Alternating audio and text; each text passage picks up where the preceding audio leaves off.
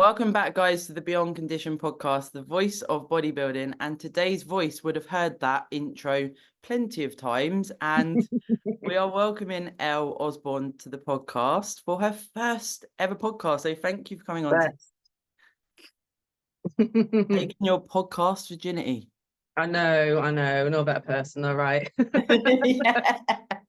Now, of course, Elle, you're a client of mine, and I invited you on the podcast because I've got these series of competitor journeys. And I was, as I said to you, thinking about having some competitors on that have changed categories. You started out as bikini, and then we're going to talk about it today, but your journey to actually going into figure, and then your aspirations of what we're going to do next year.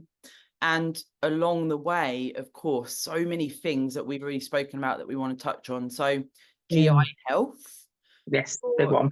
Yeah, your diagnosis with IBS and what we've found out from that, what we've explored, what's worked, what's helped. So that, again, is going to be super, super cool. And then also, you know, your understanding of what bodybuilding is and what's changed throughout that journey, right? So like start to now, you know, I always say to you in check-ins, and you know, I'm not just saying this, guys, but you understand, you get it, and you get it. So it's such a breath of fresh air to see you evolve and really get stuck into the fundamentals, but then understanding that this is such a journey, because it's just like, you know, on Instagram, a lot of people think, oh, that looks cool. Yes, which is what you do, don't you? When you first see it, that's the first thing. You're just like, oh, that looks nice. Pretty bikinis and nice tan, and everyone looks really hot. And that is what you bought into. But there is like masses to learn, masses and masses to learn. Yeah, for sure. And that, what I say to you, you know, that day in, day out execution, even when we're not feeling our best or when we are feeling our best, and everything in between, those fundamentals that we can rely on throughout our whole life, no matter what we're facing. And you're certainly so brought into that, like anything that's going on, it's like I've got these fundamentals that I hit, and now it's your life, isn't it? Yeah, it does become that way, doesn't it? To a point where it's a really, I think it is anyway, like a healthy obsession that you end up with, where it just becomes your day to day, and you don't like things getting in the way of it. And it's very much like, this is my structure and this is my thing. Back off. Like, just let me do it.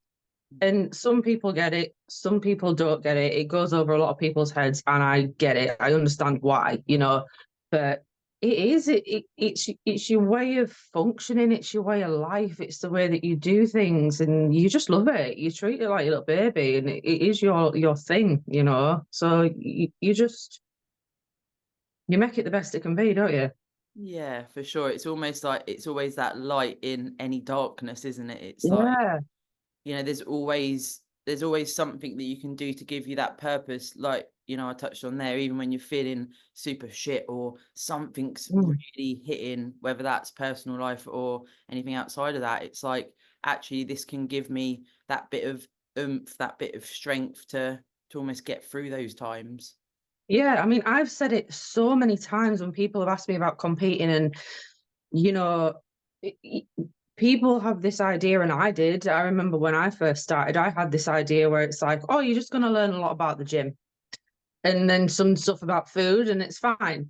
But actually, bodybuilding and doing a prep and competing has taught me so much life skills that you take with you. And I remember, I don't even know if we've ever talked about this, when I went into competing the first time, I went in blind. Like, I just made this decision and I was like, look, I'm going to do it.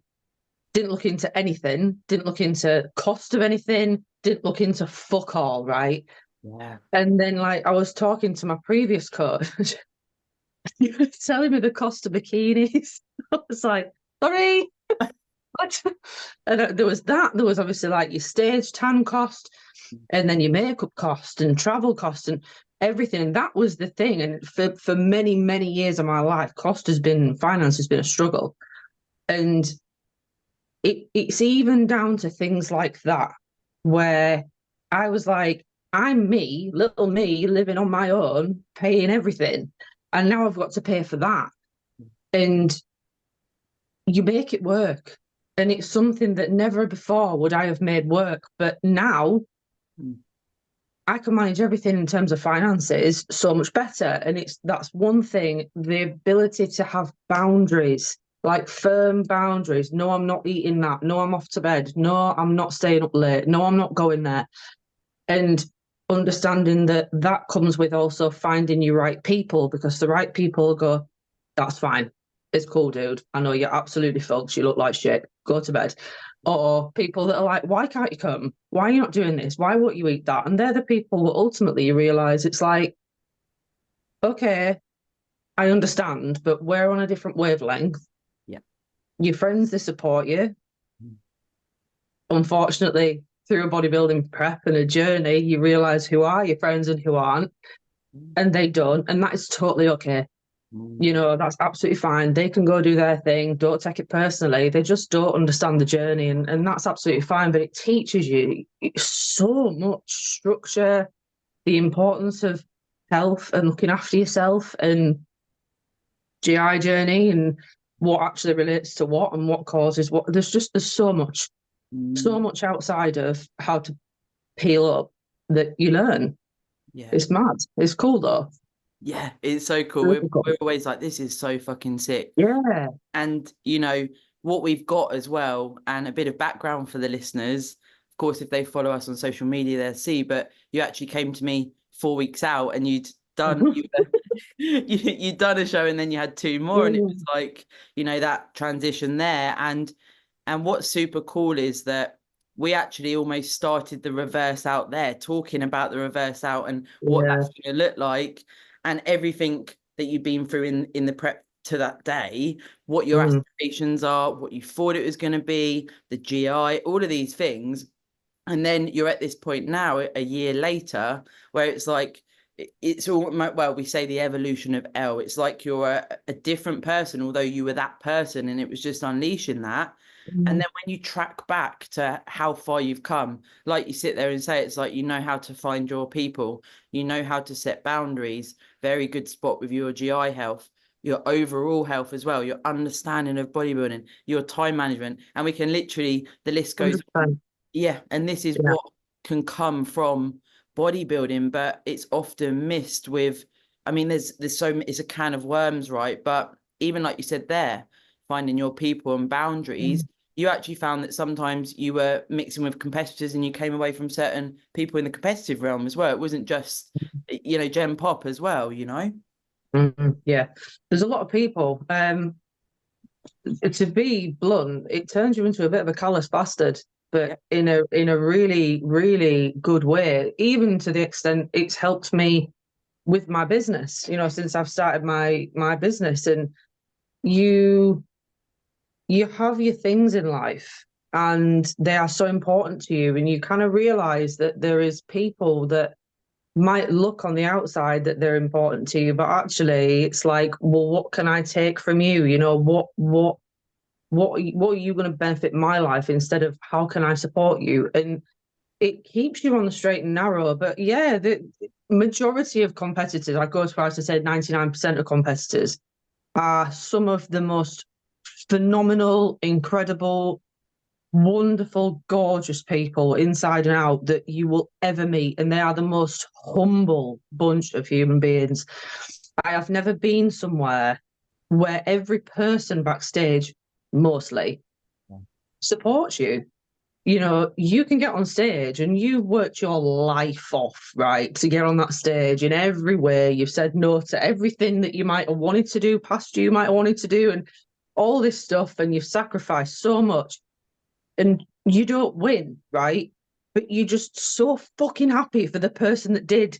And you're just like, dude, you did it. And it's amazing because, and they're the same with you, you know, and it's the best. It's such an incredible group of people. The people that are not quite there are weeded out like that, and they won't come back. You know, it happens. You find people that, oh, well, you won, why didn't I win? Or, you know, I didn't think they looked the best, or I didn't think they posed the best. And that is, as you've always said to me, it is a subjective sport. Look what you think. It's what those people down there on that table think. And if they don't agree with you, fuck you. It doesn't matter. Like, it's what they think. And I think as long as you go into it like most do, knowing that you've done everything, and you have to know that. You have to know that you've done everything.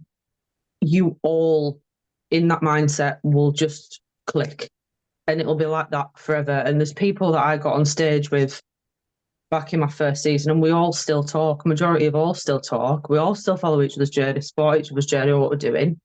And it's just immense. It is. It's an incredible group of people. There's very few you bump into where you think, wow, you're an asshole. Yeah.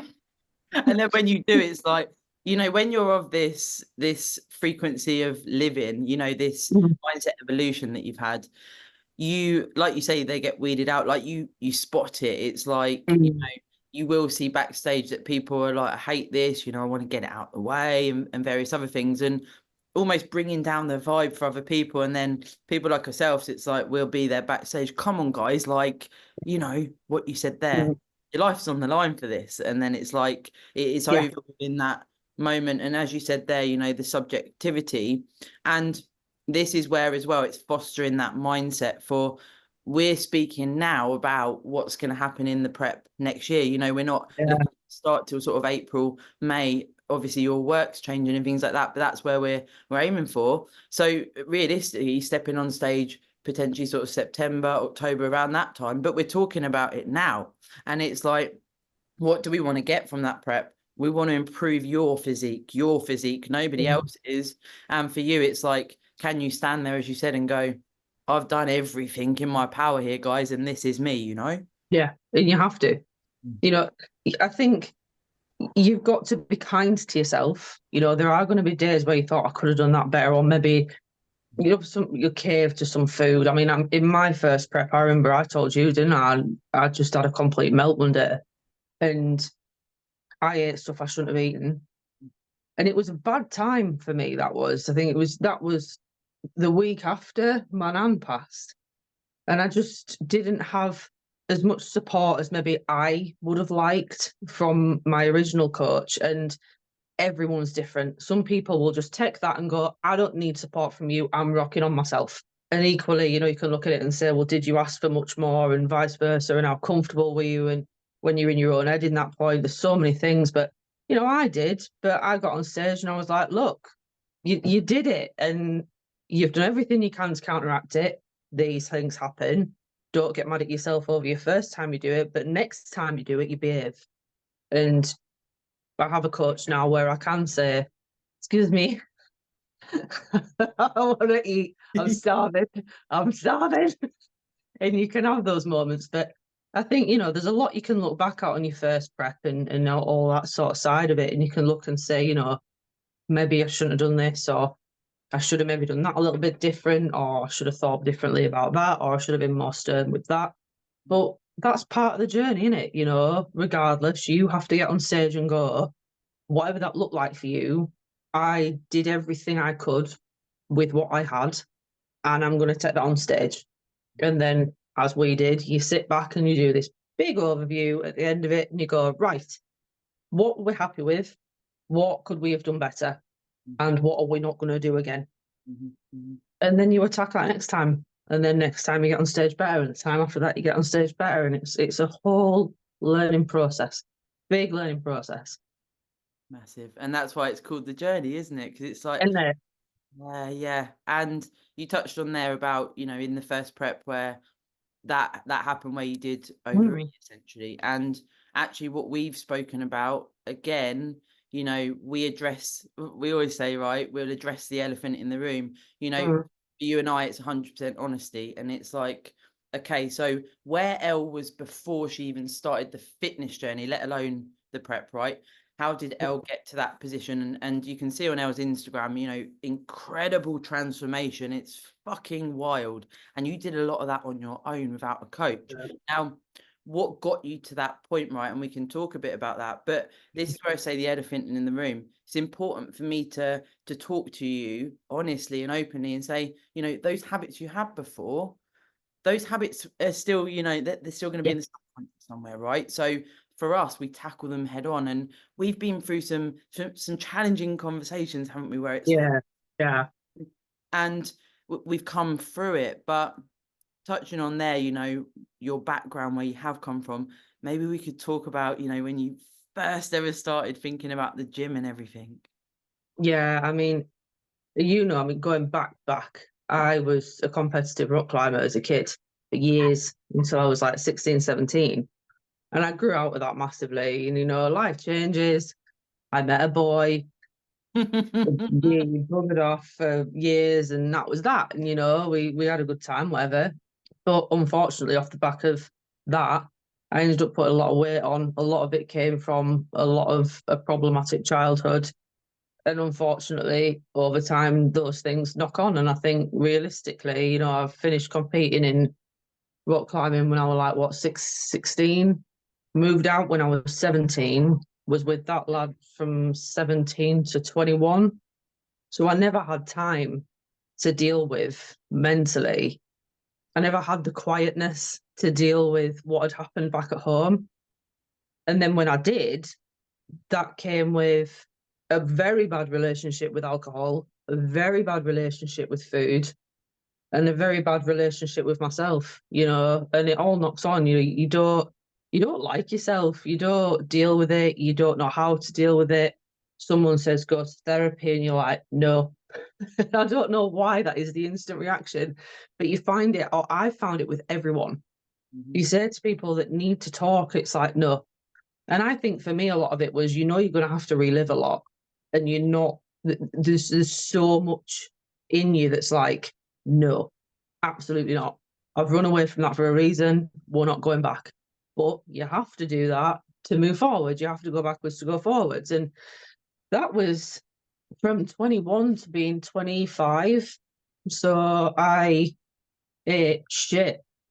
You know, I went out partying every weekend, all weekend. I'd come home from work, I'd get a shower, I'd put my dinner on, I'd get a beer, and that'd be it, you know, and that was most nights, you know. Luckily, if you can say that, I was never addicted to drinking. I always had this weird thing where I was like, you can't drink before like 2 o'clock because we're going to have a problem if you start drinking before 2 o'clock. And no matter how bad it got, I had to stick to that in my head because I knew what would happen if I didn't. And I knew at that point, if you cross that line, there is no going back.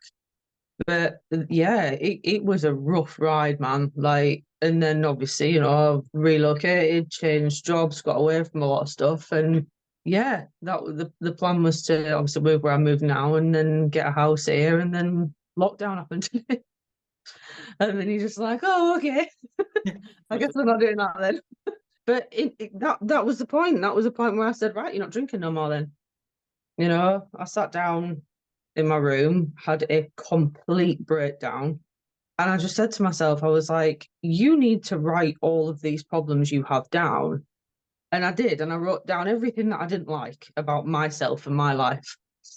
And a lot of it was, I can't stand the sight of what I'm seeing in the mirror.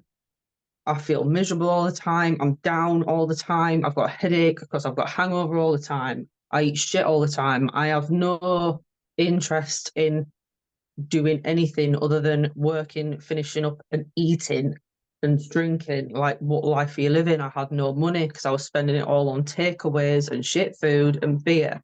Mm. And it all came back to alcohol. Everything came back to alcohol. And I was like, dude, stop. And I think that was about October time. Because I remember thinking to myself, you need to let yourself have a chance, like half a chance, like get rid of Halloween, get like Christmas out of the way, get New Year and Boxing Day out of the way. Allow yourself that. And then from the end of 2019, you are done. And that is it. And I did. And bizarrely, after leaning on it that whole time for 4 or 5 years, I never once thought about it again after I put drinking down. And I think it was just something switched in my head. And I was like, I have to sort my shit out or you're going to die. It was going to go down that route because your body can't cope with that for any long period of time. And then I put all the money that I would have spent on drinking into going back into therapy. And that woman changed my life in the most amazing ways. I owe her all the common sense and sensibility I have now. for myself. And then lockdown came along, which actually was a complete saving grace for me stopping drinking, because there was no temptation to go out and drink. You were just kind of sat on your own, and you have to be like, okay, so this is our time. Let's just behave.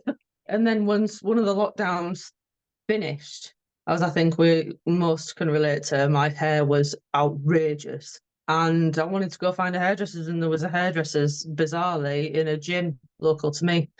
And I went in the gym and I was like, dude, like, look in here. Look what you've been missing. And I never even went to hairdressers. I just went to the gym. Went to a completely different hairdressers. Just signed up at that gym on the day and went every day. And I loved it.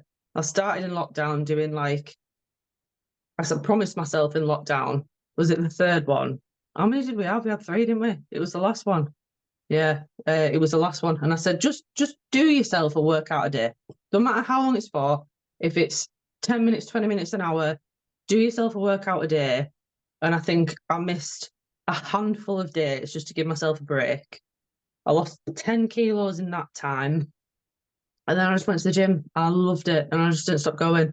I absolutely loved it. And I missed it so much, so much. And then lost a load of weight. Went from 100 and nearly 20 kilos, I think it was. This is what I say. It's Yeah, that's scary when I think about that now. Yeah, just under 120 into just over 60 kilos. So it was half my body weight I went down. And then I tried to maintain and got bored. And that was when the words, fuck it, I'll compete, came out of my mouth. And here we are. And here we are.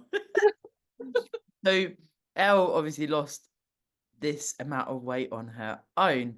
Now, you've spoken about the training, and actually our first conversation was around, do different foods work for different people? It was.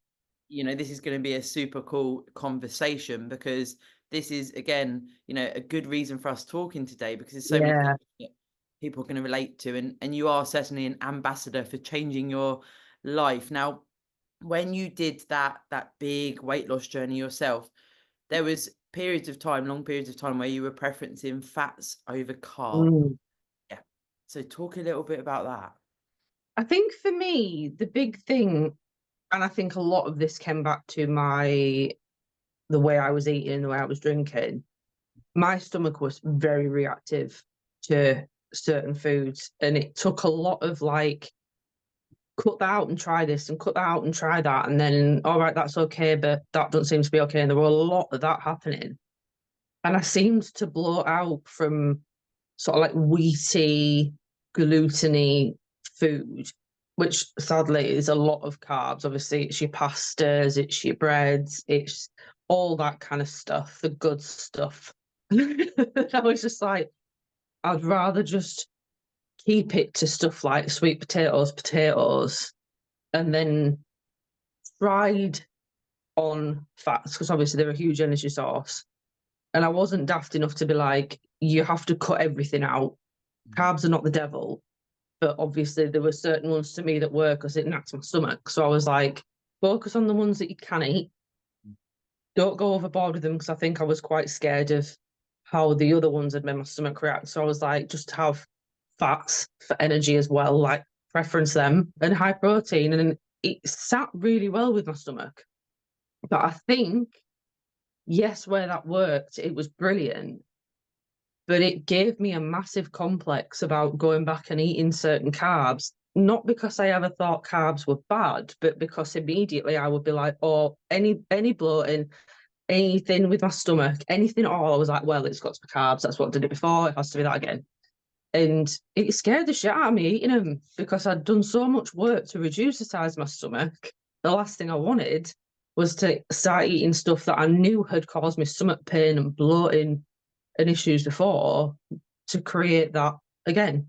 But obviously all the work that we've done with it, I mean, now is bonkers, isn't it? Because it was like a very high fat preference, and then now we've just smacked the carbs up, dropped the fats down a little bit, and it's, my body's responding like a dream, and it's amazing. And a lot of that again has come down to how much we've talked and how closely together we've worked from stage to today, where we've come to that conclusion that actually, yeah, probably back then when I was doing my own weight loss journey and with how sensitive my stomach was, that's probably got a lot to do with how I was treating it before. Now, this far on, it's majority triggered by stress. And it's mental, that I can sit around and pack in pastas and all that kind of stuff that would have previously caused a big IBS flare up, not causing any problems whatsoever. But if I get stress, which again, really, I don't, to be honest, anymore, do I? I'm very laid back now. There is stuff now and again, but there's not much that stresses me out anymore. But when it does, straight away we know, don't we, that there's going to be some sort of tie-in with dodgy digestion. Yeah, this is where it's so inspirational, Elle, because if we could have a snapshot in time, and of course we always say this is very much between you and I, it's an intimate relationship, and only we know our own truths to it, as it were. And it's hard to relate, I guess, for people on the outside on our posts and things, but this is where we're going to understand a little bit more. And there may be people listening that have this with their coach as well. But when we first met and you did have anxieties, and as you say, you're an open book, and at times it would cripple you.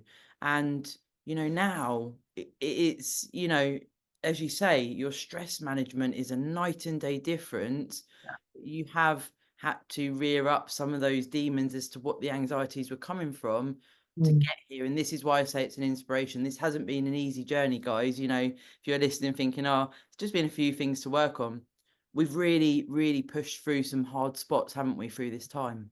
Yeah, there's been a lot. There's been a lot of, I mean, I even remember when I was moving to you guys from my last coaches, and we had to sit down and really go over the kind of things that were causing the anxieties in the first place, and what was triggering the sort of nervous panic response that I was getting. And it's shit, you don't want to have to revisit it, but if you really want to move forward, and it comes back to that point where you go to therapy because you have to go backwards to move forwards. If you truly want to go forwards with your bodybuilding journey and you have a coach you can 100% trust and rely on, they have to know you back to front. Because I remember when I wanted to start a bodybuilding journey and start it in terms of getting on a stage, and people were like, oh, you need to work with your coach for like at least 6 months. I was like, why? Like, they're just peeling you out for like 12 weeks. What's the fucking problem? Like, this is why you are so blind going into it. A lot of people are. You're just like, I don't understand. And you get a coach because you want to get on stage. And in your mind, you can understand enough to be like, well, some people do it in like 12 weeks, 20 weeks. And it's like, right, so can't you just peel me inside out and we'll be right then? And from our relationship now, knowing what next prep will be like on that basis and how much, yes, it'll be hard. Don't anyone think it's not hard. It's fucking hard, right? It'll be. But it will be a breeze of difficulty instead of mountains of difficulty. And that's the difference, And there has been a lot to clear up, but it's great because what I can handle, what I can't handle, if you put that in front of me, I'm going to be like, whoa, what the fuck? Versus you going, well, let's not do that. Let's try this. Or I know you enough now. We don't need to try this. We'll do this. And vice versa. And it's one of those things, if you want the process, if you truly do love it and really, really love it, you want it to be something that you fully enjoy. And I don't think you can fully enjoy it if you haven't leveled the ground to walk on in the first place. If you're walking on eggshells with it, if you're constantly like this all the time, and there's hills and mountains in your way all the time, you cannot do bodybuilding, you cannot compete, you cannot do the shows and think, I've loved this. You get there and you're like, this is shit. I've hated it. I don't want to do it again. And you do meet those people on the day. And do you know what? That's totally cool. You've got to try it to know. But if you do it and you think, actually, this is pretty fucking mint and I really, really like it, that's the point where it's like, smack, right, level the ground. What are we dealing with? How do we get this bang on the nail next time without any wobbles and panics and days where I'm like, oh, I need to eat this and eat that and eat the other and just cave, or days where you're just in fucking bits and you just don't know what's going on and you hate it. It just doesn't need to be like that, you know? So, but yeah, we've leveled a lot, haven't we? For sure. We actually reflected when we were hitting our year anniversary and our Mm. celebration, and we said, well, you actually messaged me, you said, I don't know whether I've told you this, but I nearly gave up bodybuilding Yeah. after the first show. And that, you know, as I said to you, it brings tears to my eyes because you've got so much potential, and to be part of your journey, like, you know, I cry on some of your check-ins there, and I thought this would probably happen today, but what you've got now, if that had been taken away and stopped, you know, where that would have ended up, whether you would have gone back, or how that journey would have ended, it would have been such a shame, because now you're just an ambassador for the sport. You've got your own business as a PT, you're coaching and all of these things. But that point, I don't know if you would talk about that, where you sort of thought, because there might be people listening, you see, that are maybe in a similar scenario, you know. For me, I think, and only, I mean, hindsight's 2020. Only looking back now, do I really understand why it got to that point. And I was having, as you know, a lot of GI problems going up to that show. And where I was raising it at points, the approach was very much like, it'll all be all right. It's this or it's the other. Just carry on doing what you're doing. And it wasn't. I looked worse on my show day than I did 2 weeks prior, because it was just, you know, carry on, carry on, carry on. And I'm looking at myself and I'm like, why? I'm bloated. I look like shit. I feel like shit. I was having regular nosebleeds. My lower stomach looked just so bloated. It just didn't look quite right. Like it didn't look well. I was so anxious. I was panicky. I was crying all the time. I were in bits. I was not in a good shape. I remember I don't actually think I mentioned this to you, and it's still not right. I had, you know, when you like nick the side of your finger and it gets like a little bit infected. Like a little bit swollen. Yeah, it was that big, right? Because my body was so fucked, it couldn't deal with something this much of an issue. And I was at the doctor's and I was a week out. I was on antibiotics, which obviously they caused issues with what was going on. And my whole body was just like, I am in a massive dilemma. I don't know what's going on. And because of that, which touches on what we were saying before, my stress levels were up here, which was knocking onto everything else. And then the day and day before my show, my previous coaches were supposed to be checking in pretty much, as you know, every couple of hours, 2 or 3 hours. We were all staying, the whole team that were competing, within relatively close proximity to each other. And everyone was being got back to like that. And I was 5, 6, 7 hours later, nothing. And it was, you know, the point was, guys, you know, we need to keep on top of it, because I know if I need to change your food, or I need to do this, or I need to do that, I need to do the other. And I was like, I'm just going to have what I've been having, because I've not heard anything. Like, and I know that impacted me as well, because I remember taking the check-in photos on my show day, and I actually said to the girl that I was staying with, I'm not doing it today, because I felt like shit and I looked so swollen. And even my coach then said, just take some more of the what are the things that flush out your water, the stuff that you can get from, I think it's the All Black Everything thing from Bulk, that you can flush out the water Yeah. And I said, I haven't got any, because you told us to just bring them from yesterday. He said, don't take any on your show day. So I don't have any. And he went, oh, I still think you look all right. You know, and you're like, all right, 12 weeks, bro. And I've been saying, I'm not feeling good and I'm getting, oh, I still think you look all right. Fuck off, man. Like, honestly, I was so pissed off and I was so upset.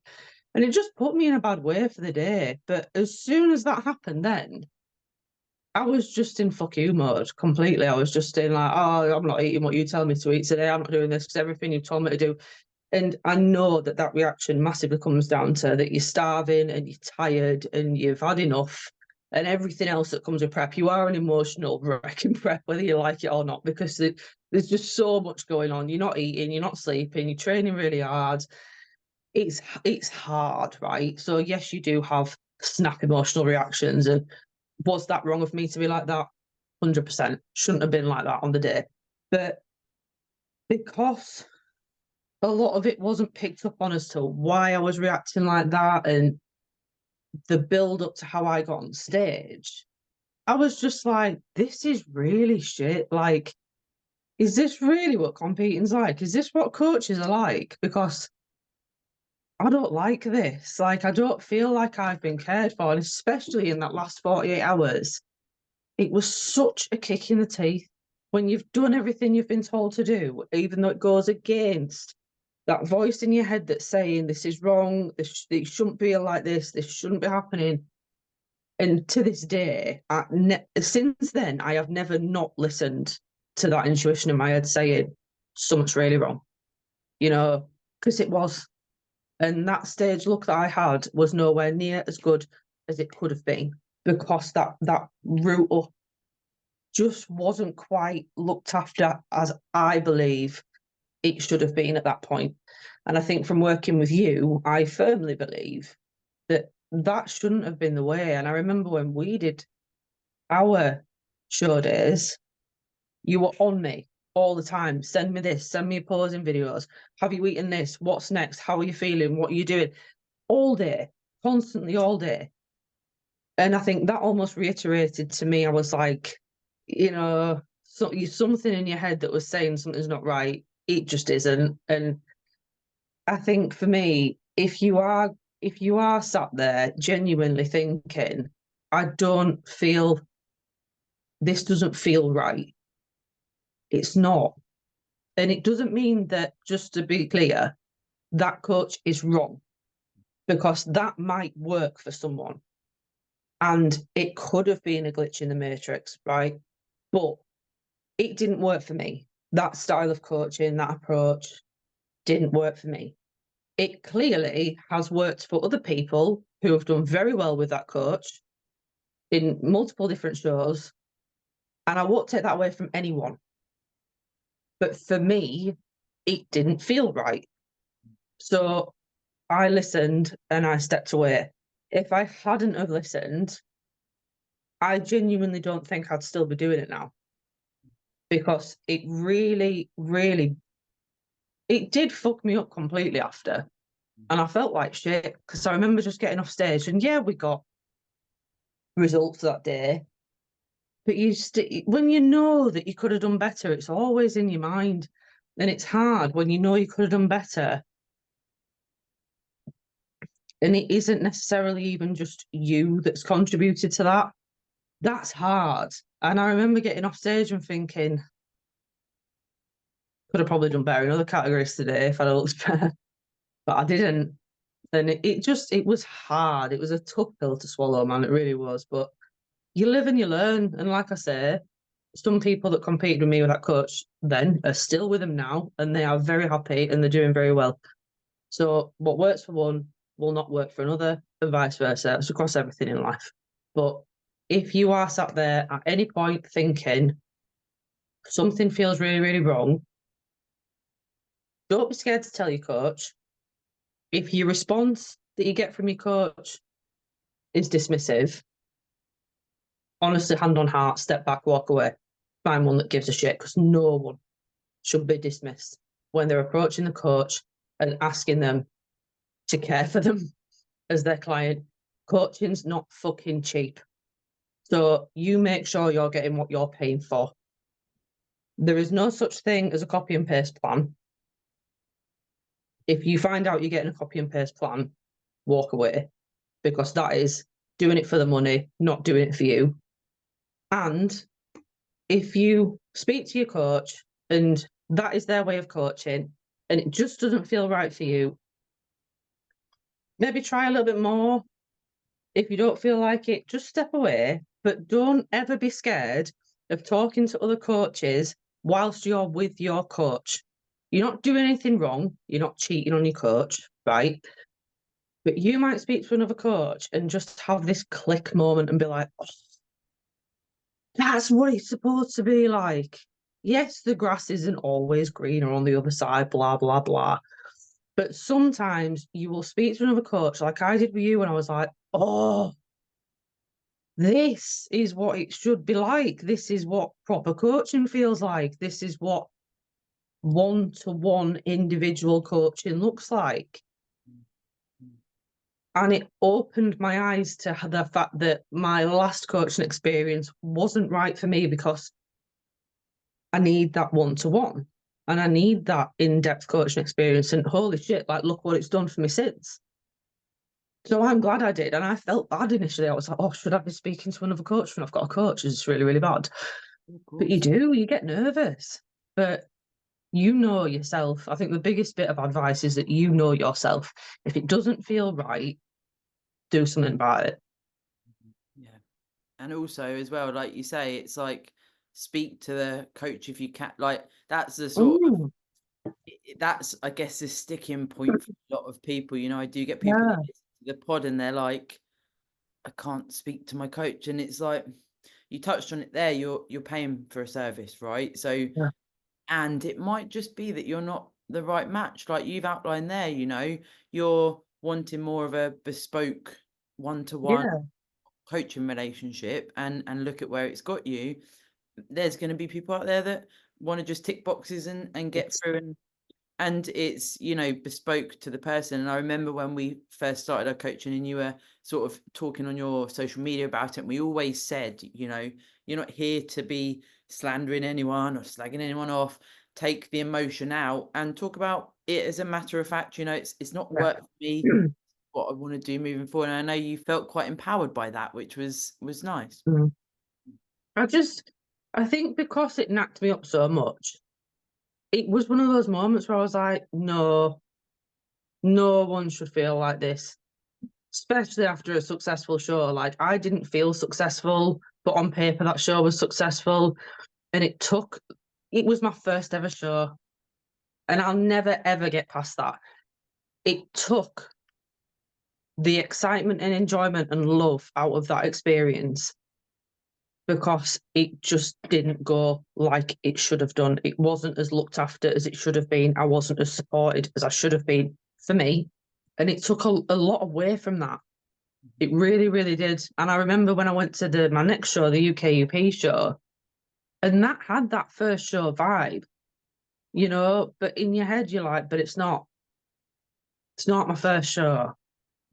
And it sucks, man. It does. But I think for me, and off the back of that as well, off the back of me sharing that, the sheer amount of people shocked me that came to me after that and said, I've had the exact same experience with that coach. I was like, shit. I had one girl ring me who I'd not ever even met in person. And I missed a call because I was in the shower. And I was like, hi, I think I've just missed your call. And she was like, I had to ring you because I needed to talk to you because I'm so proud of what you've just done. I had the same experience. And so many. And I think there was 9 or 10 people that left on the spot after that phone call. Not after the phone call, after the stuff I shared on Instagram, that all said, they told me it's just me. And they all said the same. They all had the same, they said it was just me that was feeling like that. And to know that we were all being coached together at the same time. A lot of us had all gone and done the photo shoot together at the same time. And we were all feeling the same, but being told, it's just you, is quite shocking. But a lot of those people, I think 9 or 10 people left in one go. And then I had people that had already left them reaching out and saying, yeah, I had the same thing. Like, I've gone over to a different coach, and it's tough. But I think for me, it was like, especially now after being coached by you, it's very much like you there's no excuse for coaching like that. You know, you can tell, and we had this chat not long ago. You can tell a coach that is head over heels for their clients because they don't drown their Instagram with results. And that sounds so backwards. Yeah, And when you're going into it, you're like, wow, all shiny, sparkly, first place is this coach. It's fucking amazing. But there's a point to take from that for everyone. And it's that if the coach isn't being themselves on Instagram, you have to ask why. And it's because people won't buy into them, but they'll buy into the wins. And how do you, as a client, then buy into the coach that is pivotal to your success in that journey, whatever that success looks like, when you're only able to buy into, oh, well, they won, so I might. You know, you have to look into your coaches. Don't be shy. If you know someone's being coached by that coach, to message that person and say, they're all right then. Yeah, well, I do promote Shit. Bodybuilding. Yeah. Like, no one's necessarily going to put the coach down, but you will know when you get an authentic response of, look, yeah, these guys are amazing, this. And it's so important. Don't be bought into this shiny, repetitive, they got first place, and I've been to this one show and they've competed, and I always put people into this one show and they always compete and get first place in this one show, first, all the time. When you have a coach that is being themselves, they are putting them for who they are, they're educating essentially for free on their Instagram. They want to give people the best. They want to help you understand. They are giving out nuggets of magical coaching information because it's important to share and it's important to give what you know. It speaks volumes about a person, and they're the coaches that don't bring on a million fucking people and can't provide that love and care to every single client because they've got clients coming out of their arsehole. They want to be able to say, I have limited spaces because I've only got so much I can give, and I need to be able to divvy that out accordingly so that no one's getting 100, 150, 25, 100, 50. You know, you're all getting everything from me. And it's even something I take into what I do now. I won't have high numbers of people ever. I don't give a shit about whether that impacts all this wonderful money you can earn as a personal trainer and a coach. I don't care. For me, I want a small number of people that I can bring the absolute best out of because I know how that feels to be properly put in your hand and be like, hello, I love you, as opposed to like, hello over there, don't know what you're doing, have a great day. You know, it don't make sense to me, but that for me is where proper coaching is. It's people that will give them authentic self out and look after the small amount of people they have to get the absolute best success they can. Yeah, it is hard, like you say, when you first get into this realm, whether it's lifestyle competing, you do see this sort of, it's like Magpie Syndrome, isn't it? Like, Isn't you it? know, who's all these coaches? Yeah. You've of course learned the hard way, as it were, and that wasn't the style of coaching for you, and you've given some tips there which is super useful if people are sort of in a similar scenario to you or not knowing what to do, because of course, you know, there is that element of a coach becomes like an authoritative figure in your life, and that may, Yeah. you know, deepen in a prep when you become quite vulnerable, really. You know, Mm. as you mentioned, you can be crying, you can have your emotions, Oh, you know, yeah.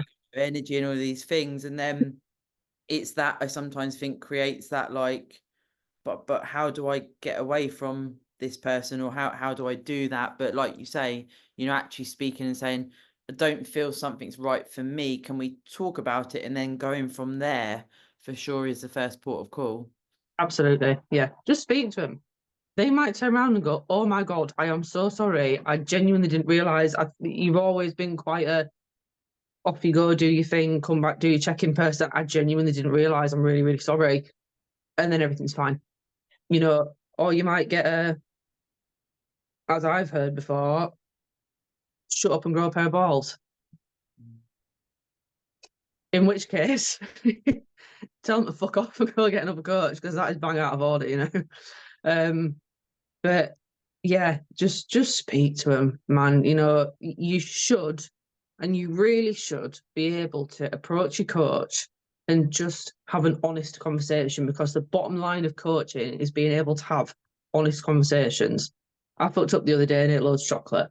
Or I know I said I wasn't going to go out for that meal, but I went out for it. Or, yeah, I actually did everything that you said to do this week. You know, honesty covering all realms. You should also be able to have that. I need a bit more from you, bro. Like, you know, is that cool? You know, I don't feel I'm being needy. Can we just have a bit of a conversation around that? Is that something you give, or is it not? In which case, that's cool, but it's not cool. You know, just have a chat. I guess for you as well, it was like coming from that and then 4 weeks out, obviously coming aboard with Matt and I, and then it was like your first reverse out, and it's like, fucking hell, you know, what even is this? And, you know, this is where it really brings so much to me as a coach to see this, because you really had to trust in me and stick it out. Like, you're like, I am fucking starving here, Sarah. Like, this is, I'm not just, and it's like, right, we slowly bring the food up. I mean, through sort of 6 different nutrition protocols, as it were, as we were looking at, of course, the IBS diagnosis throughout the reverse out. So, of course, you've come off the back of the coaching experience, come into 2 more shows, the reverse out. And what I will say as well, while we're talking about coaching, the different styles does also depend on with the client. You know, I ask a lot from you. You know, when we first started out, it was like data fucking central, isn't it? You know, and again, that might be, some people might not like that, because it's like, I don't want to do it as in depth as this. So that's relevant as well. But comes to fruition when, you know, your IBS is literally down to, you know, if there's some personal circumstances, you know, in June you had a few things come up and it was really tough emotionally. But other than that, you know, and this evolution here for you after years of IBS and various other things, but we had to do so much intricate work to get there. Yeah, and I mean, honestly, I remember, because obviously you'll know this as well as anyone. You come out of the show and it's your last show, and you're fucking starving, and you're sleeping for like a week, and then you've got your coach that you've known for like 5 weeks, 6 weeks, going, "Can you send me this? Can you send me this?" And you're just like, "This is so overwhelming," and you are. But if you have that experience with a coach, right, stick it out. Just ride with it, because I remember thinking, just do as you're told. Times and I was like, do I need to send this? Like, I don't understand why I need to send this. But I was like, just trust it, just run with it. I was like, you've come from a coached experience where it's like, here's your check-in. Being completely honest, there was check-ins where you were getting literally a copy-paste print of someone else's check-in. That's how not interested it was, all the way to, can you send me this please, and can you send me this please, and how much have you done on this today, and how much have you done on that today, and when did you sleep last night, and what time did you go to sleep, and when you ate that, how did you feel? I was just like, but now, look at now, you know, like now it's like macro plan, there's your training, off you go. But we still speak every day pretty much. But in terms of what you need, you have that now, which allows this to be such a positively instrumental journey. So I get it why you were doing that. And I think in the back of my mind, I got it. You know, it was just like, all you want to do is sleep and eat, but you haven't slept and you've eaten dust. for like 12 weeks. And at the time, you're like, but I Well, imagine at the start of a coaching journey that's not maybe as chaotic in terms of like you're smack in the middle of shows and blah. That is just gold. It's absolute gold. The more you can get from someone to understand that person, what triggers them, what doesn't trigger them, whether it's food, emotional, drinking, life, gym, whatever. The more you can get, and that's why whenever you ask me for anything now, I'm just like, just have it. Because it's just the most, it's just made this whole journey immense. You know, I can sit back and just go, I get it. Like, I understand why she asked what she asked. I know why she needs what she needs. It's cool. yeah, it's having that as well, that tuition and you having that clarity. I always say it to you, don't I? You know, if Mm, it's something I say, whether I need to frame that differently, or thankfully you get it every time, but you know, there's always that, like, if I need to explain something differently, just tell me, and we've got that open relationship. But you know, as we say, there's been some times, especially, you know, the reverse out and everything you're dealing with there for your first time, and then as you say, you know, we knew each other sort of 5 weeks, although you knew me from the pod, and it's like, well, you know, I'm sort of entrusting my life to this person, and we had that bond straight away. But I can imagine maybe for people as well, it'd probably be quite scary to then, the new coach doesn't know anything about you, so you've almost got to be excited in a weird way to give all of that to then yeah. get where we are now, you know. Yeah. I think as well, it's a huge green flag for a coach. If you've got a coach that's having a consult call with you and saying, I'm going to need to know a lot about you, mate, like stuff that you might not expect, and I'm going to have to ask a lot and get to know you. Don't think that that's a nosy coach, and don't think that that's a why would you need to know that? Because believe me, they need to know. But if you've got a coach that straight off the bat is giving you that forewarning and saying, I need to know the ins and outs of your life, they're not fucking joking. They need to know the ins and outs of your life and be willing to give it to them. I think it's more if you have a coach that wasn't saying that and wasn't asking the questions, you'd be a bit like, now me, maybe not before. I would never have known before, but now I'd be like, why? Why do you not care? You know? And yeah, it's mad when you think about it. I remember, I don't know if you remember this, I'll never forget this. When I was in Swansea, do you remember? And we were talking like all the time, and then I fell asleep in the car. Do you remember that? Yeah, And and I I was was asleep like, for like 6, 7 hours, and you sent me messages. You were like, "Dude, are you all right? Like, I speak to you all the time. Like, I'm not for you." bearing in mind this is like literally just after the show, I was like, ah, and then you like, I just fell asleep in the car, I was knackered. I was like, Yeah. she's okay. No. And then proceeded to sleep for like a week after. Yeah, it just hits you, doesn't it? And also, Doesn't it? you know, what we were trying to do with the IBS and the different food plans, etc. Mm. What we had, it was about very much coming together as well. So me listening to you as to what you thought the triggers were and what different foods, and then me saying, okay, so what about this? And then we sort Yeah. of came together for a lot of it, didn't we? And it was like, and I'll always remember, and so will you. I was in Thailand, I was training in the gym, and you said, I wonder if one day I'll be able to flexible diet. And now, I know. I know. I know. so It's used to bonkers, food isn't plan. it? Yeah. But it's so cool as well that we can explore all this now in off season, Yes. ready for a prep. And I can carve up properly this time before I get on stage, which is quite exciting. But it's stuff like that, so that like as you know, with all the learning data, you go into prep season and it's like, actually, I know that you can eat that food now and it's not a problem. And that if there is flare ups towards the end, if it is getting stressful, it's probably like, are we stressed? Like, have we got a problem going on? And realistically, I might be like, yeah. And it's like, okay, so it's not the food then, is it? And it's that sort of stuff that we can all look at now and we can enjoy and have a nice macro plan and just crack on and go for an off-plan meal a week if I'm off out, whatever, for a meal with my friends and that. And it's just cool, so much more chill.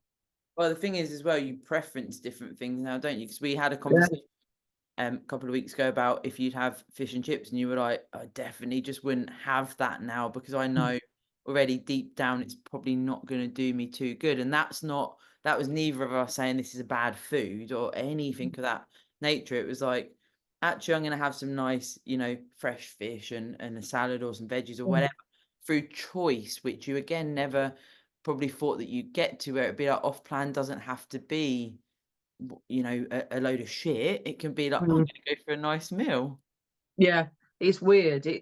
It's an evolution in your mindset, as we talk about a lot. There is so much with that. But coming from someone who has had such an issue with food in such a negative way and been so obsessed with just packing your mouth full of shit, Mm. to being someone that is like, I'm not going to eat that because it's not going to sit right with me, or I'm not going to eat that because I'm not going to enjoy it. And I think the prep taught me that massively, and I still do it to this day, where if I have something and the food doesn't really satisfy me, I will not continue to eat it. Or if I know something, I might think, oh, I really fancy that. And then it comes to it and I'm like, why? But are you actually going to enjoy that food properly? Or do you just want a pig? In which case, it's like, you're probably not actually going to enjoy that. You might now and again, do you know what I mean? As a treat, whatever. But generally speaking, there's so many times where I will now just sense check. It's like, are you hungry or are you bored? Yeah.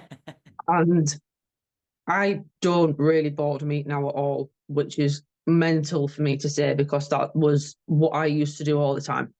And that was a huge problem for me in my first prep. Before I moved over to you, I would bored meat to fuck.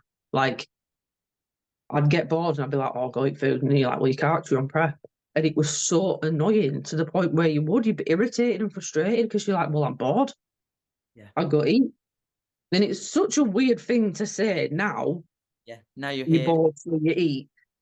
But it's stuff like that where you just think, well, you don't really do that anymore. And then when you come off prep, and oh my God, when you come off prep, oh my God, when you have that first meal, and it's just amazing. It's a wild Oh, thing. It's a I wild. remember talking to you, I was like, I'm going to go for a Chinese with my dad. And I was like a feral animal. I was like, I'm going for a Chinese with my dad. And I could not wait for that Chinese. And holy shit, did it taste good. But it's that moment of that is what enjoying food actually tastes like. That's what enjoying every mouthful of food actually tastes like. And you have this whole new appreciation for what enjoying the taste of your food is actually like, having eaten potatoes and chicken and leaves for weeks. And you're just like, wow, that's got flavour. Like, this is so nice. And you take it with you moving forward. You're just like, I ain't eating that because it just doesn't taste well and I don't enjoy it. But that, I'll enjoy that. And it's mad. It's mad the difference in appreciation for stuff you have. Your sleep is one of them. Yeah. Your sleep now is like, yeah, Night and day, innit? Literally, like your completely thing. It's different. like, ain't nothing Yeah. fucking with this. Ah, no one does. It's bonkers. But it's just it's crazy how you change the person, how you prioritize yourself and what you need and what is important for your peace of mind and your calmness and your structure and your life maintenance. It's crazy. Sure. And anything that comes in the middle of that, you're just like, fuck right off. This is where you said at the start, wasn't it? You understand boundaries, and I feel Mm. like for a lot of us, we come away from being that yes man. It's like, do you know what? It's my sleep routine's much more important than these things that I maybe used to do, and that is okay. And people say, oh, it's a selfish sport, and it's like, no, I'm doing something for myself, Mm. and I think that is quite hard sometimes with people around us, etc. But you've evolutionized how you communicate with those around you about, you know, your boundaries and how that works. And even, you know, your daily structure, if you train early doors, so you get that done, then you work and you've got 2 jobs now, 2 jobs, and admin. She loves admin, guys. We can't have everything. And you know, your whole life is built for the purpose of bodybuilding now as such, because Yeah. it's like nothing will get in the way of training because you're there so early in the morning. You know you've done that. You get to work and then you're already thinking, you know, you've got evening PT clients sometimes, but it's sleep routine. Everything's on lock. And this is where, you know, as we said, the check-ins keep getting better, because also this transpires into a brilliant physique response. Like you said the other day, I didn't realize I'd grown this much. And, you know, you're at a point now where you're like, fucking hell, that's me. And let's as well talk about our promise where we said, I don't want to just whack on a load of food and for you to just get unnecessarily fat throughout this growth phase. And that was where we had those times where it was like, look, I know you're really hungry. Please trust me here. And you did. I always say you always trusted in me, and you know, we've had a couple of weeks where it's like, and then we bring the food up, and then we, you know, continue to do that. But look at where you are now, and you probably don't really realize, you know, well, you do, because I'll tell you, but it's so epic, isn't it, to see your physique right now? Like, what the It's fuck? crazy. It's crazy to think I was so fucking fat. Like, you look at yourself now and you're just like, it's mad. It's completely crazy. And how this change is going, and it's so noticeable. And I haven't even told you this yet. I've had 4 people this week say to me, I look proper strong at the minute. And you know, and you're like, really? Yeah, because And you're still probably back to either being a bikini girl or where you started your journey.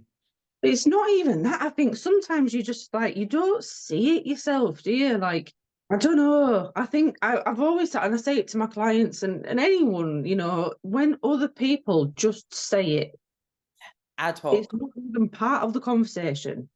They're just like, dude, you look fucking strong at the minute. And it's like, take it. Because no one's forced them to say that. No one's asked them to say that. That's a noticeable thing for them to be like, you're looking good, you know? So take it and have a minute to step back and appreciate it for yourself and what you've put into that, you know, and how much hard work you've put in the strictness of everything around it, like we said, with sleep, you know, like, and even I'm with clients now, like, when people say things like, I'll train like 5 or 6 days a week, I'm like, do you need to though? Like, what are you actually training that much for? Are you giving yourself enough rest and recovery? Because you can do as much as you fucking like in the gym, but all the magic happens in the rest and recovery. The, you know, the bits to put in the gym, but the magic happens outside of it when you're resting and you're relaxing and you're recovering. That is when it needs to happen. And if you're not giving yourself enough time for that, what's the point?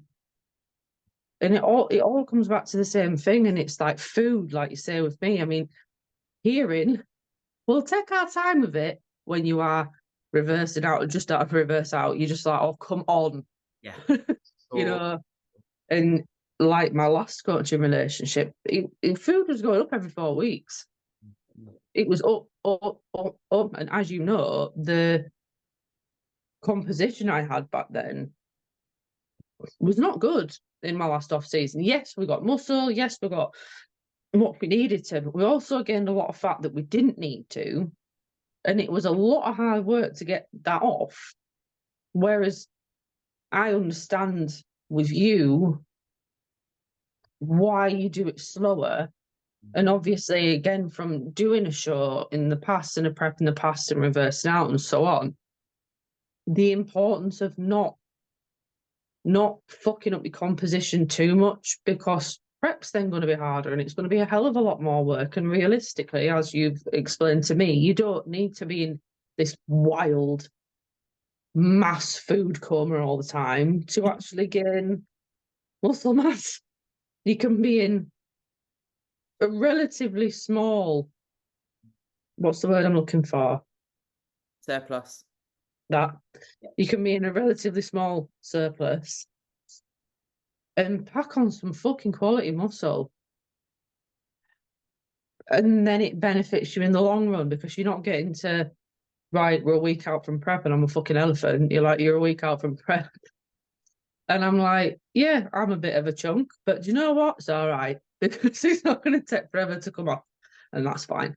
But like we said, having some lines still is good. You've got, Yeah. that composition. It's like, I mean, you're fucking back. Every check-in, I'm like, and this is where it's like also, we've sort of spoken about it a little bit today, but that previous of rock climbing, when I said to you, I was like, want to know about your sporting background. And the more and more we went into the growth phase, it was like, whoa, and then it's like actually picking that apart. Could that have been to do with, competitively doing the rock climbing? And then we've done our specialization blocks and worked through different things to focus on, but also as well, we've embraced the assisted route, and we do, of course, we manage our exposures, and we're very communicative around this as to when they're going to be, the risk versus reward for yourself, the education for PDs. Now, that's been quite exciting for us as well, because you really want to learn and actually, again, with the whole pushing up favorably, as it were, in a good controlled environment, you understand as well what we're using PD wise, and that's been super important for you. I'm sure you'd agree. Yeah, I mean, there is lack of education in that field across the board. It's not openly educated on, which allows for the likes of what I used to be like, where you see where it all goes wrong and you're like, oh, it's fucking terrible, it's really, really bad, idiots do that, blah, blah, blah. And you are. I don't want to say narrow-minded in an awful way, but you kind of are, you don't have any counteracting information to say this is like a 1 in a million reaction from someone that takes excessive amounts, has no fucking idea what they're doing, gets it from some guy that gets it from some guy that gets it from the fucking RSPCA's lost and found box. Yeah. And says, I'm going to charge you a shit ton of money. And just while we're at it, take loads, because then you need to come back to me sooner. And then I get more money. And it's great. And they take loads of this shit that they don't know what they're taking and what the side effects are and how badly it's doing them in internally, mentally, because that's another huge part of it. And it all goes tits up because they want to look really wham.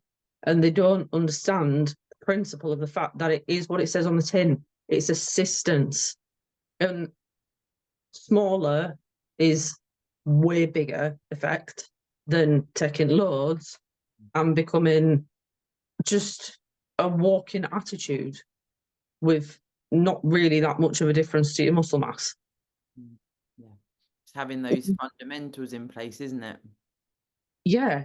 There's just it's one of those things that I think, because it should be a very open thing, and I think because it isn't, it opens this bad door to, oh, well, I won't tell anyone, but I'll go to them because they go to them, and then I'll take whatever they take because I'm scared to ask.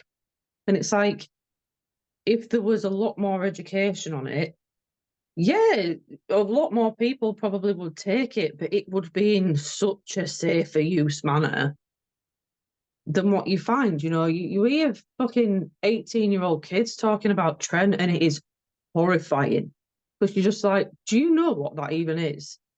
Have you any concept of what is in that compound and the fact that it is categorically not made for human use? There's just nothing, and it's like, it gets me really wham and I'm going to look fucking great. And it's like, no, you're going to look like a fucking dickhead, and you're going to act like one as well, and God knows what else is going to go wrong. And it's just, there's just such a, like I say, and just as well, it's a total lack of education. And when you've got a lack of education, you go one way, I think, or the other, and you're petrified of it, like I used to be. or you're neck deep in it, taking all the wrong stuff. You know, it's one way or the other. But once you understand that it's an assistance, that you've still got to put in 110% every single session, and you need to still consistently eat well, it doesn't open a wonderful door to a Mackey's bulk. It's like you've got to still do everything at 1,000,000%, and then it'll add 10% onto you. You don't get to sit back and let it do all the hard work, you know? And I think that's what a lot of people, I mean, I've had experiences with people that think that they can do that, and the more they take, the better it's going to be. And it's just like, your insides is screaming, bro, like, slow it down, you know? But it's an education thing, isn't it? Yeah, and some people don't want it, but you know, it is as well. This is where we do bloods and we always talk about Yeah. everything. You know, your informed decision. This is where it's important Mm, for me to talk about it on the podcast as well, mm, because you know, yes, we can all make decisions and go, oh fuck it, you know, it doesn't really yes. matter.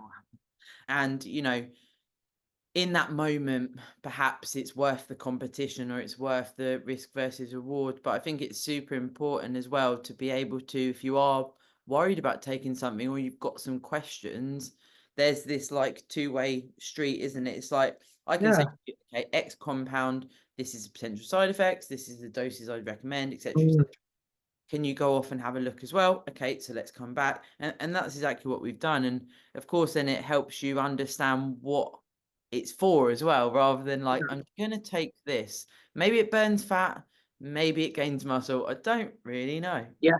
Yeah. I had someone approach me not that long ago because they wanted to lose weight. So they wanted to start taking Anavar. And I was like, it is not a weight loss drug. Like,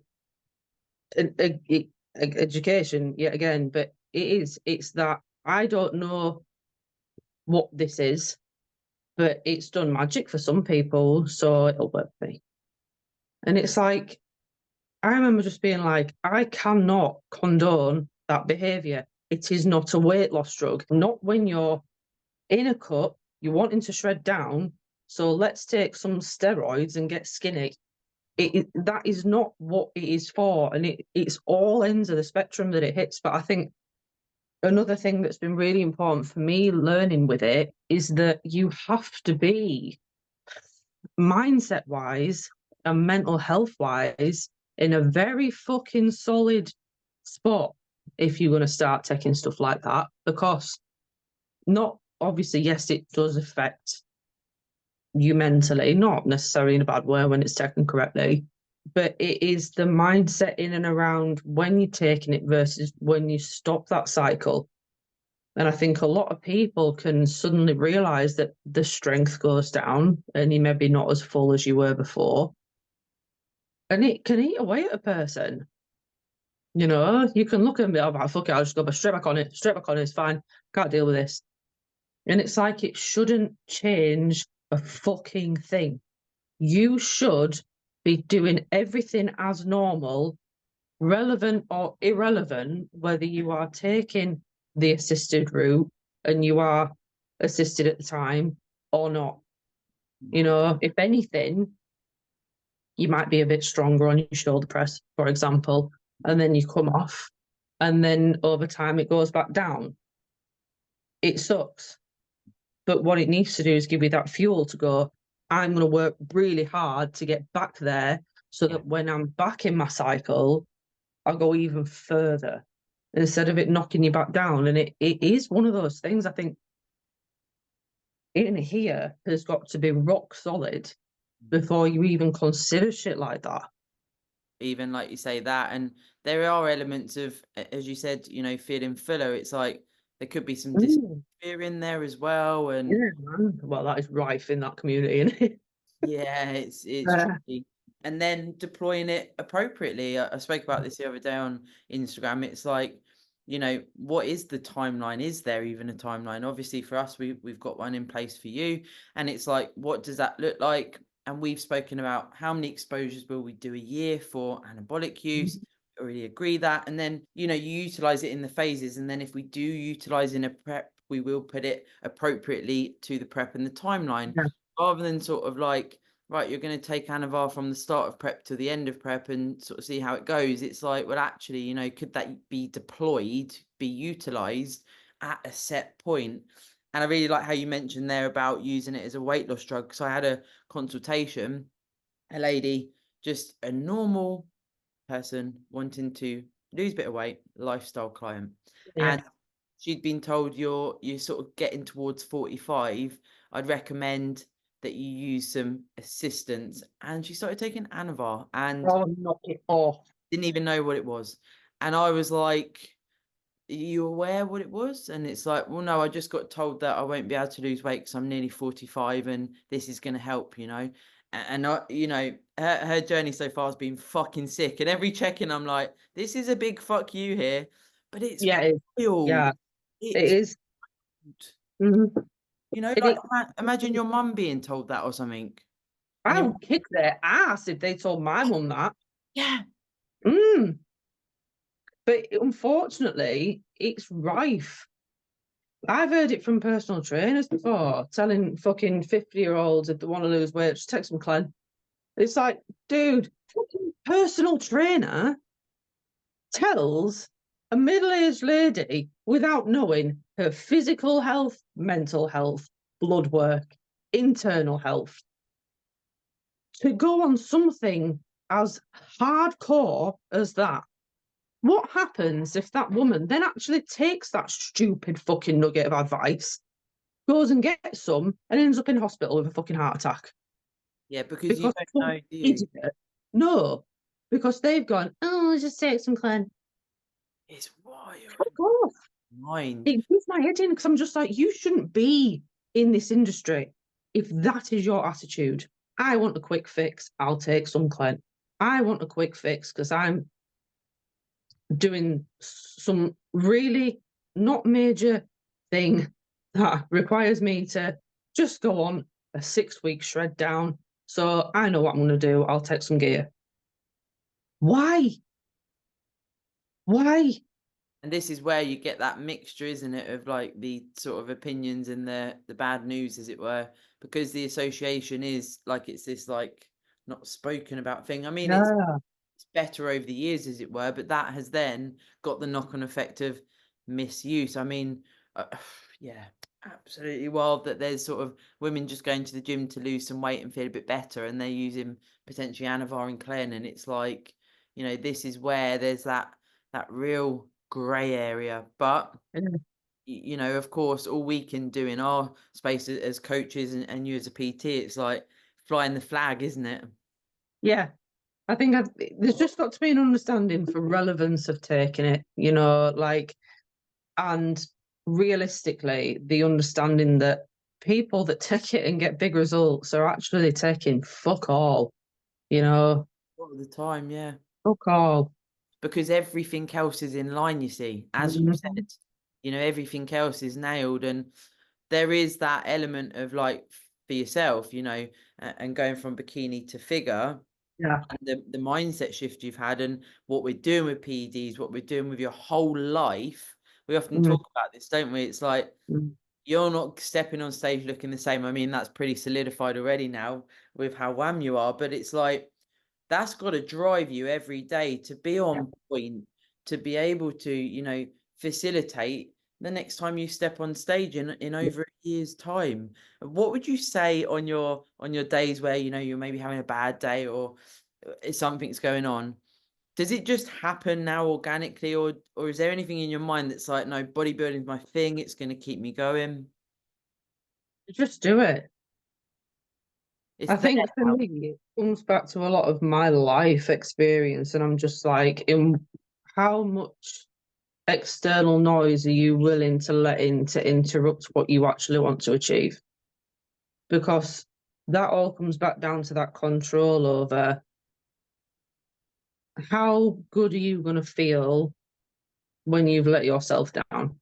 You're going to feel like shit. Is it really worth it? No. So just fucking do it then. Do you know what I mean? I always say less thinking, more doing about everything. I do it before big sets at the gym. If I'm tired and I can't bother doing something, if I've got a list as long as my arm and I need to get on with it, whatever it might be. It's just like, if you sit and think, you're gonna get in your own head about it. You're gonna overthink it. You're gonna talk yourself out of it. You're gonna create a monster out of a little fluffy, cute little thing. Like, what's the point? Less thinking, more doing. Get up, get on with it. There are times, appreciated, where you have to listen to your body, and that doesn't change just because you're a bodybuilder. I had it yesterday morning. I felt like shit. I was like, today is not a gym day because you're just going to go, you're going to do absolute jack shit, feel even worse, and have a wasted session. Stay in bed, do your day at work, go back to bed, do your session a different day this week when you feel more human. You have to find that balance. There's going to be days where you have to sit back and go, do we need to maybe rethink this today? But if it's simply a case where you're like, oh, I'm in a bad mood, or oh, I'm tired, or whatever it might be, and what? Yeah. It's within, Yeah, isn't it? yeah, it is. But I always think back a lot when I'm tired, and I'm like, think about prep, bro. Like, you were on your ass, and you still got up and did 2 hours of cardio a day, and you went to the gym, and you were doing everything, and you ate fuck all. But you did it because you had to do that. So just because you've had 5 hours sleep, not 8, you're not really tired, are you? It's Know what I mean? making that judgment call on that. How do I auto-regulate here if I do feel some signs? We've worked on this over time of like, is there Yeah. a deload coming anytime soon? Being smart. It's like we've got 7 days of a week, 4-day split. Okay, what I can do is Yeah. like today, great example there of like today is not the day. And I love how you said it's wasting a session because Yeah, it is. it's like Mm. you're just going, it's almost junk volume, isn't it? And that as well is an evolution for yourself, because a lot of people find this, it's not always more is more progress. It's No. actually, as you said with PDs Yeah. and training, it's like actually a very nice protocol, as it were, for all of these things, actually based on an individual, and you then learning what feels right and being able to give that feedback to me as well, and just be like, this feels good, this doesn't feel good, etc., etc. Now, Yeah. have you got a question that we're going to answer? Did you get one? I did. I got 3. Oh, So, so the question I'm Rio. going to go for was, and I don't know if we've kind of covered it. So if we have, I'll go back and look at the other 2. Amy was asking about the benefits. I don't think we have covered this actually, because she didn't understand in the past, and we've gone over this a lot with her being one of my clients. And she didn't really understand the benefits of eating fats as a female. And obviously, in my first prep, fats were more or less removed from my diet. And obviously, we know from prep, your food is so low at times, hormonally as a female, it can really affect the auto regulation of your body. And I think there's just a general lack of understanding. I think, unfortunately, fats have been very, very demonized for how important fats are for females. And that was the thing that Amy was saying, was she didn't understand and would like to understand maybe even more the importance of fats. And does she come from a background of sort of fats making you fat? Is it that type of, or just I think generally speaking, she's just not sure? she's not sure. She's a good egg. She's very much like me. She will ask many, many questions because she just wants to know everything, and I love that. Yeah. But I think she's kind of come from that background of like, I want to get healthier. I want to work harder in the gym. I want to gain some muscle. Mm-hmm. And I think a lot of people go like carbs, carbs, carbs. But when I've said, are you eating enough fats? It's like, well, I don't really eat a lot. Yep. And it's not come from a necessarily a demonization of fats, more so the not understanding the importance of why, as a female, you need to be making sure those fats are going in and balancing it out with your carbs. Yeah. as we've spoken about today, preferencing higher fats for you, but ordinarily people are going to have the fats lower than what the carbs are. It's sometimes quite hard to explain that, isn't it, when people are Yeah. sort of right at the start of the journey, because of course fats hold more calories per gram. So when we're looking at a split, obviously it's person dependent, but always Mm. looking for, you know, aside from, and this is where again it is person dependent on how far you want to go, but you know, ordinarily when we look at female hormone health and a fat Yeah. target, from my point of view, when we are looking at a good fat target, when we're away from Mm. a deficit, and I always try and keep the fat up as high as possible Yeah, yeah.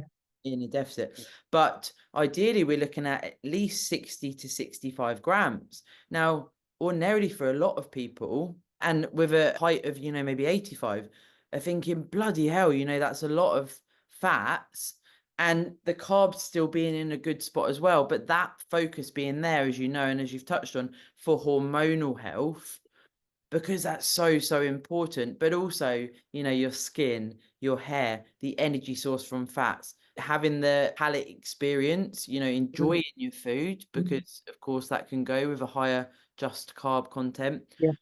But also, as we know, you know, oily fish from that hormone standpoint for general well-being, being able to keep those omegas in, being able to have a wide variety of different things like iron, you know, there's so many different things that comes from the fats, but also the crossover with carbs. So I feel like in answer to her question, depending on what phase she's in, it's trying to bring those fats up to a good spot to support, like you said, her performance as well is important to her. Is she gaining muscle at the moment? Yeah, man. Yeah. Mm. Well, She is doing very well. so fats can, you know, certainly as well, it's person tolerance and what people preference as well. But that sort of 60 on the lower end to sort of 85, which is what we got yours up to, is a good range. But then you might find as well, you can start to experiment over her week. So it's like, what do we preference? And over her day, like we have with you, do we have, you know, as an example, on a rest day, you can have a higher fat breakfast, again, what we've done with Yeah. you, and then use the carbs throughout the day to teeter in. And then at the end of the day, you put a higher carb meal, and then that helps the training, helps you feel better throughout that next day. And there's ways to utilize it across your day as well. But Yeah. again, you know, that support for female and males for hormones is super important. But the bigger picture there with fats, there's so many benefits to fats, but Mm.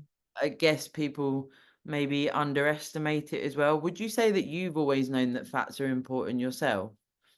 No, man. I thought fats were really bad. I think for me, a lot of it comes down to the word association with fats is not good. You hear fats and you think fat unfortunately being knocked on at people that are overweight. Yeah. I think that natural association just sits. And unfortunately, we live in a world where you get things, certain authorities, without naming names, saying that you should have fat-free food and promoting 0% fats this and reduced fat that. And I think when people look at it without an education behind it, it's like, oh, well, they've reduced the fat in it, so that must be good. Mm. And it's like, but why? When you take the fats out of something, what do you replace it with for flavour? Sugar. Because that's fucking fantastic for you, isn't it? Yeah, You know and this what I mean? happens in the marketing world. Doesn't it? I think a lot of it, again, comes down to lack of education, which is why I think this was a really awesome question that I really liked, because there's no understanding of the importance of fats and what fats can do for you, and how when your hormonal health is balanced, how it helps your entire body process everything else. Unbalanced hormones fuck up a weight loss process. Yeah, over time. You've got, yeah, you've got a balanced hormone, like balanced hormones internally, and you're supporting that with eating the right things, i.e., one of those things being your fats, your eggs, your nuts, your avocados, your oily fish.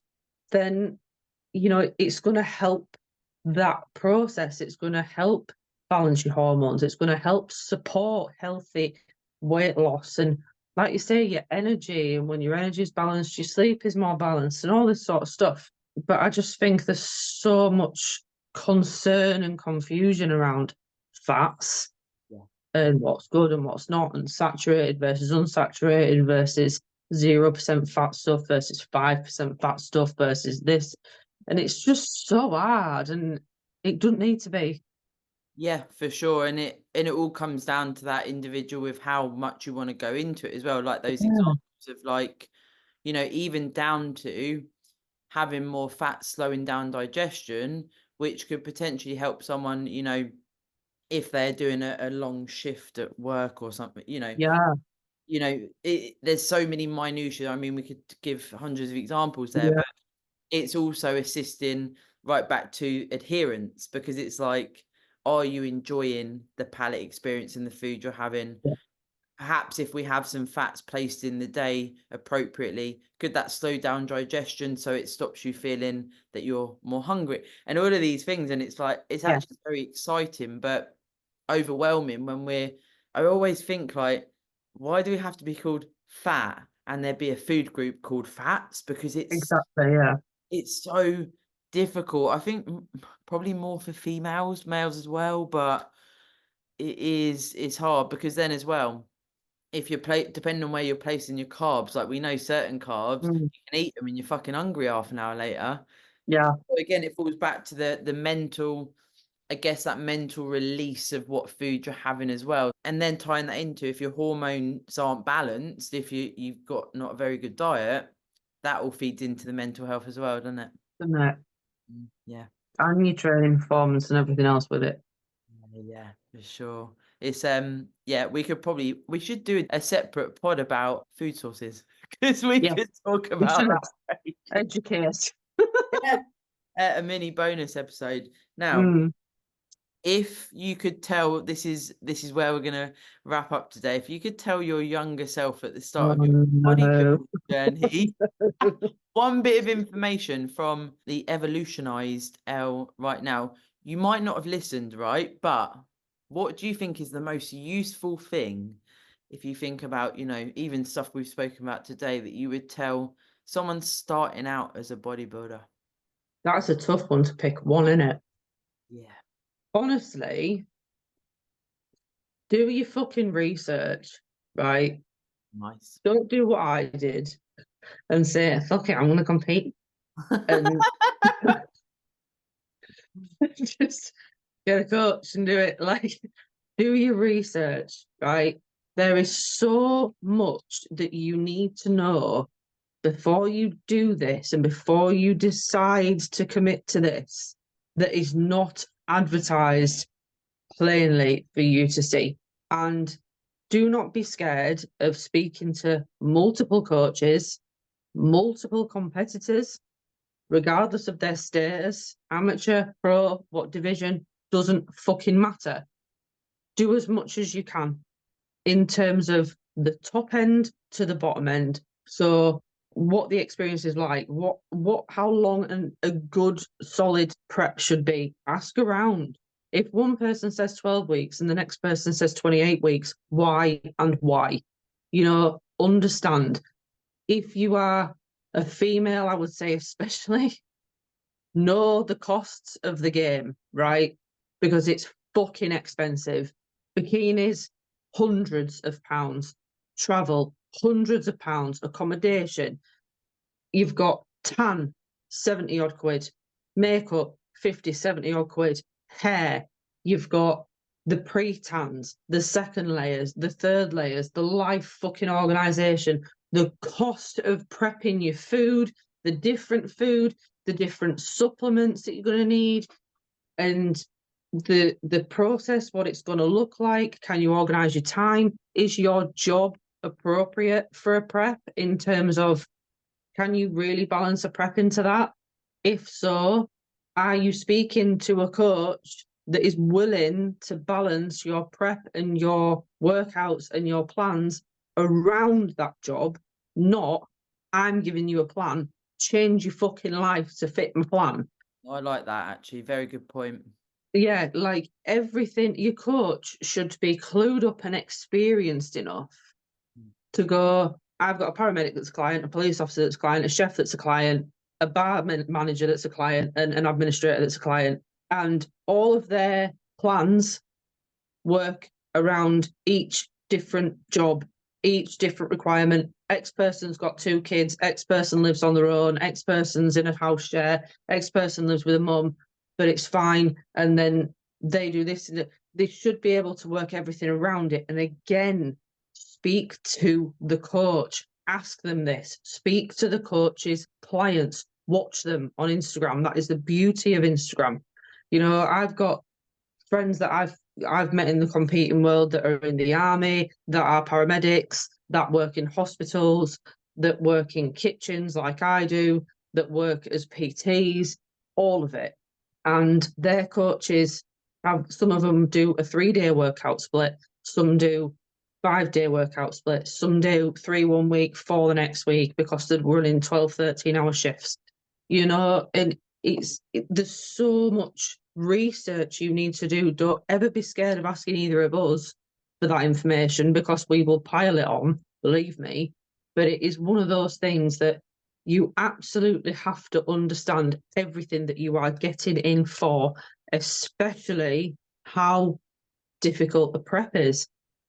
Because a coach can make it easy, right? But it's not. Yeah, It's not. Getting away from it. Nah, man, you will cry over someone eating sausages. Like, no shit. You'll be sat in a room and you'll be crying because someone's having a sausage sandwich and you're having a fucking salad for your 4th meal of the day again.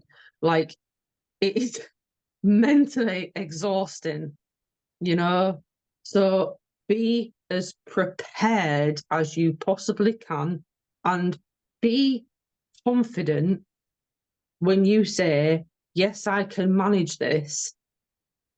Because if you're not 100% confident, the likelihood is you won't. You'll sign up for shows, you won't go to them. You'll get halfway through a prep, you'll back out. You'll get your bikini made and you'll get it and you'll never get to wear it, because truth is you weren't 100% confident that, yes, I can actually commit to this. And there is no worse feeling, I imagine, than being so ready to get on stage. Because especially, I mean, we talked about this, didn't we, with the federation costs?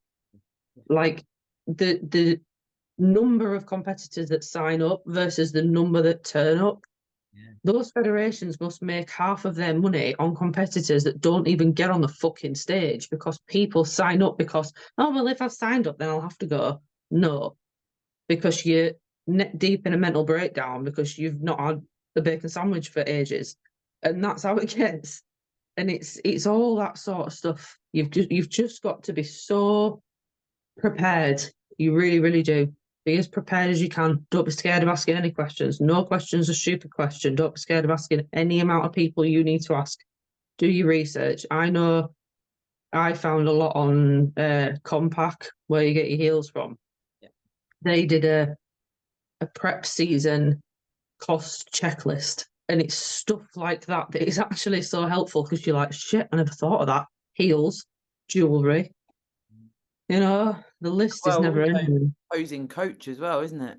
You know, how did I forget posing coach? Yeah. I needed to make a breakdown list, like what you've just mentioned there with Yeah. someone that was asking me about prep. I was like, let me just write it all out, like on a breakdown, like you say. And it was like, right, okay, that does clock up a hell of a lot. Just to, Thousand. you know, so other stuff may come up, and when I put like the food bit, it's like budget for food, but what Yeah. does it actually look like? So a lot of it's like you almost need to over budget rather than under budget, 100%. rather than get to the show and your finances are tanked and you're in a bad spot mentally because of that. Yeah. It's thousands. And people don't often believe it when you say it. It's thousands and thousands of pounds that you put into a prep season. But do you know what? If you love it, fucking do it. Well, it's worth it, because if Fucking, you do love it, yeah. it honestly is, it's the best experience of my life has been getting on stage. And I can't wait to do it again, regardless of the dust eating that needs to happen before. I can't wait to do it again, but it is so worth it. And posing and posing coaches are so expensive. But I tell you, so it is worth every penny, and you'll love it. It's just ace. You'll break your back in half, but you will absolutely love it. For sure, for sure. We can't get any. It's probably hard to sum up in the right words of the contortion and the pain that can be experienced over time from posing in areas and directions our body doesn't want to pose. I try and sort of summarize it, but it gets to the point where it's like you're pushing into like this is not normal, right? It's like your back should hurt for a lot of the poses while you're doing them. It's like I'm telling you to embrace pain here, but I'm not being dismissive, you know. You become Reagan McNeil, really, don't you, in that space of time? Like you are not in a natural position. No, it's not normal. There's no naturalness about how bent your back is.